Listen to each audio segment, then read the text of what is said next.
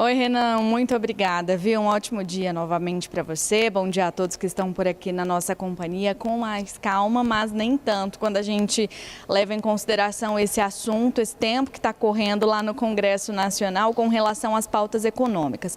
Antes da gente explicar essa votação de hoje, a gente volta um pouquinho no tempo, algumas horas atrás, e lembra que, como você bem disse, essa sessão já tinha sido iniciada para analisar um dos itens do pacote do corte de gastos elaborado pelo governo federal. A sessão foi suspensa ontem por volta das 11h30 da noite e isso foi visto como uma manobra ali do presidente da Câmara dos Deputados, Arthur Lira, para evitar uma derrota do governo federal. Por quê?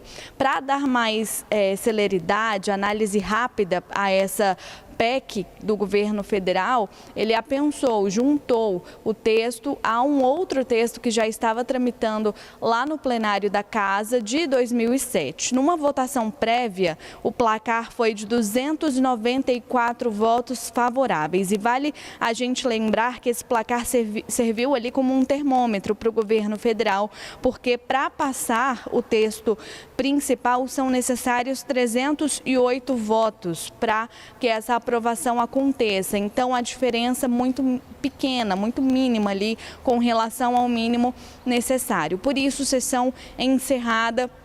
A votação, as análises devem ser retomadas hoje com relação a essa proposta do governo federal. E qual é essa proposta que está sendo discutida agora pelo Congresso? É uma proposta que define novas regras ao abono salarial, abre brechas ali para os super salários no funcionalismo público, muda a contabilidade de repasses da União ao Fundeb, que é o Fundo de Desenvolvimento, e prorroga também a liberação de parte de recursos que deveriam ser obrigatoriamente destinados para outras áreas. É como se a Câmara dos Deputados tivesse de alguma forma desidratado ali algumas medidas e afrouxado o pacote do corte de gastos, o pacote do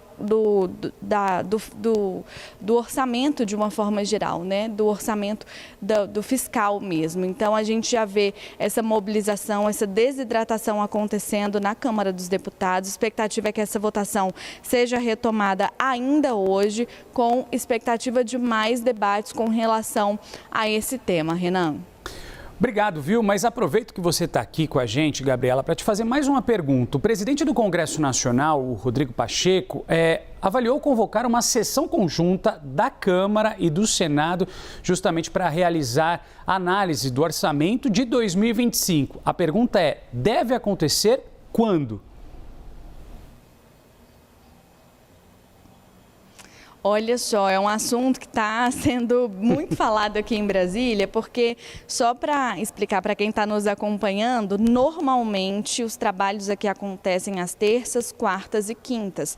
Segunda e sexta já tem um esvaziamento quase que total aqui do Congresso Nacional da área central de Brasília. O que acontece? O tempo é curto, tem um recesso parlamentar chegando e está no radar do presidente do Congresso, presidente do Senado, Rodrigo Pacheco, convocar uma sessão semipresencial para sábado, nada mais, nada menos que sábado. Então, se eles não conseguirem, na realidade, votar tudo até sexta-feira, pode ser que essa sessão aconteça. Isso porque ele tinha pautado inicialmente uma sessão para votar principalmente o orçamento de 2025, as leis do orçamento, e essa sessão teve de ser cancelada por conta desse imbróglio que a gente está falando aqui, do pacote do corte de gastos, das regras fiscais escalonadas pelo governo federal. Então, caso isso fique ali mais demorado de ser analisado, isso fique ali para a prorrogação do segundo tempo, digamos assim, a expectativa